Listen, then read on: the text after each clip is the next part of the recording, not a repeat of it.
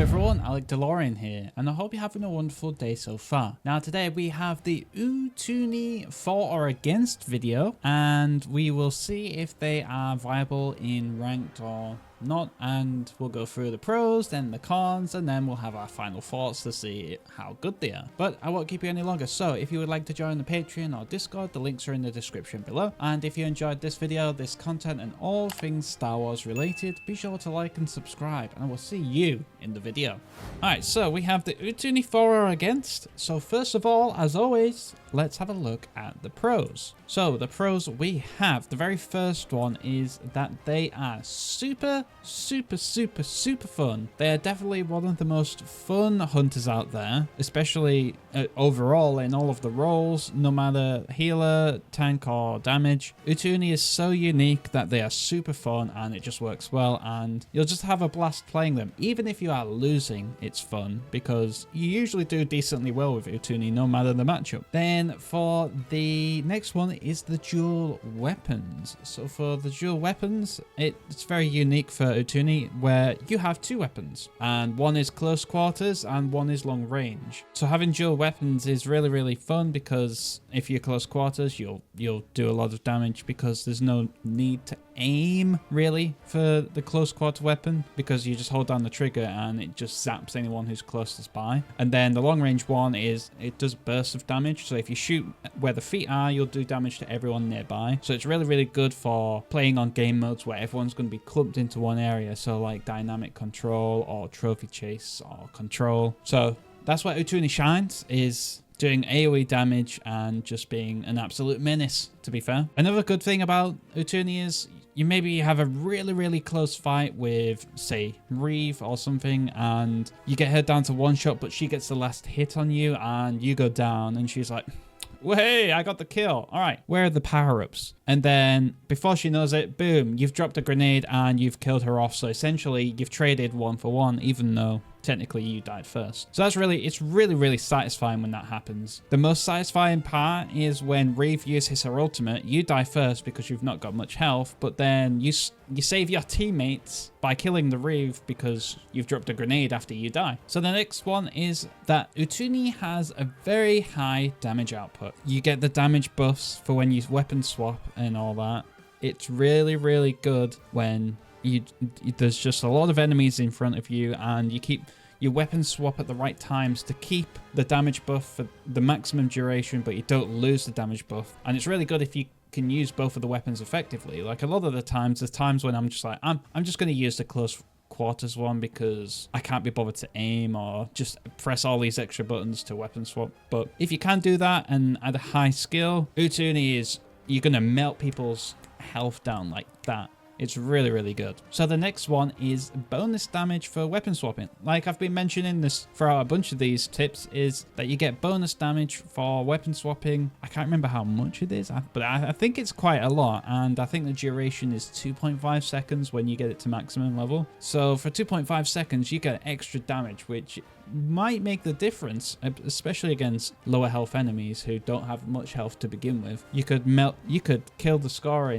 within 2.5 seconds. So as soon as you bring out your weapon, boom, scorer's dead before she even has any time to react. So that's really good for Utooni. So we have the pros, next onto the cons. So the very first con is high difficulty. And I think Utooni might be one of the most highest difficulty, if not the highest difficulty in the game, just because they're so unique and they have so much to them, like having both of the different weapon types and just figuring out when to use stuff in certain situations, just stuff like that. It's just, it still means that Utooni you can pick up and play, but to a standard level.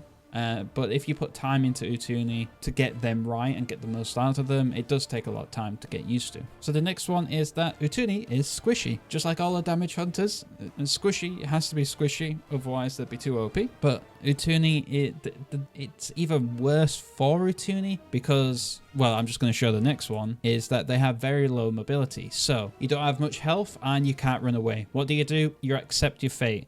If you're ever in a situation where you don't have a healer and you know you're going to die, there's nothing you can do about it, really. You just have to be like, all right, on to the next life. Like for Arental, he can jump away. Reeve, she can dash away. Utooni, pop your ultimate and just sit in it. And that's it. That's the one thing I want about Utooni, the one buff. I want something that would help them with mobility, because they can't get a shield, they can't get anything. There's no survivability with them. You are just purely there to just deal damage and die.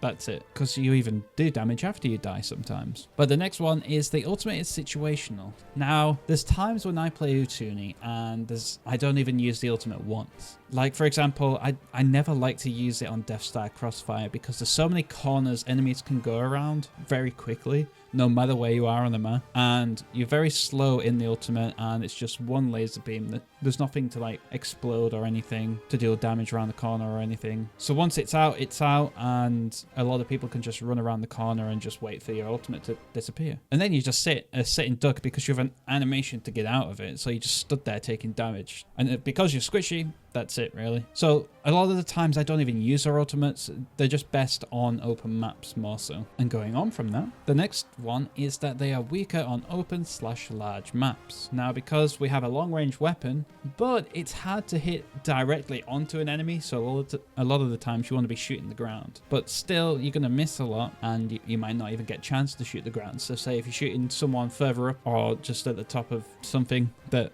doesn't enable you to shoot the ground, to explode the ground, then Utooni falls off on open and larger maps, especially if you're against a Diaga who can just kill you before you even get anywhere near close to them. So Utooni is definitely situational depending on the map that is chosen and also the game mode. So Utooni does, if you want to get the most out of them, you only use them on one map with one game mode. So it's like, you're not going to use them as much as others. With that being said, into the final thoughts. So, am I going to say they're a meta? Am I going to say they're trash? The answer is, could be meta. I think Utooni has the potential to be a meta, but it's just not there yet.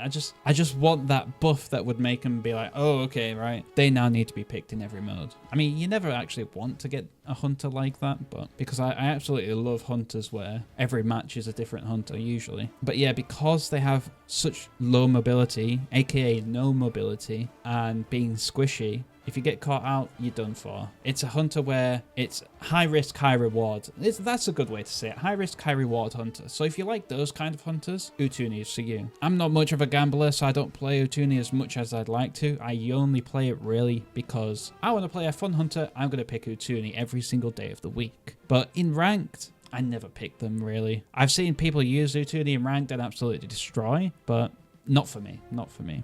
Okay, so the next one is, do you need to level Utooni high for them to be viable? Now, the answer I have for this is yes. Yes, you do, because at the very beginning, you don't get the damage boost until a certain level for weapon swapping, so that bumps it down a lot. And then also with the other abilities, you don't get the slow when you use the cluster bomb thing. I can't remember what it's called. Utooni is another one where you level them up and they become significantly better because it makes them a bit easier. Well, not easier. Utooni's already hard, but without that weapon swap, without that damage buff, they're just not as good as a level 1, like a level 25 Utooni, if you get what I mean. But other than that, Utooni is really, really fun and can be used very, very highly effectively. And yeah, it all just matters who is playing the hunter. So there you go. There is my final thoughts, my pros, my cons for Utooni. And are they for or against? I would say yes, borderline. As much as I love Utooni, one of my favorite damage hunters in the game, just make it into 4. I would go against it. Like I would when I'm in ranked, I'd rather not see them. But if they're in casual, I'm like, all right, here we go. Someone could absolutely carry us here. But ranked, yeah, I mean, it's on the borderline, but yes, I would say 4 if I had to choose. Definitely 4. I'm just praying, manifesting for an Utooni buff. But other than that, yeah, I won't keep you any longer. So if you would like to join the Patreon or Discord, the links are in the description below. And if you enjoyed this video, this content, and all things Star Wars related, be sure to like and subscribe, and I will see you in the next video.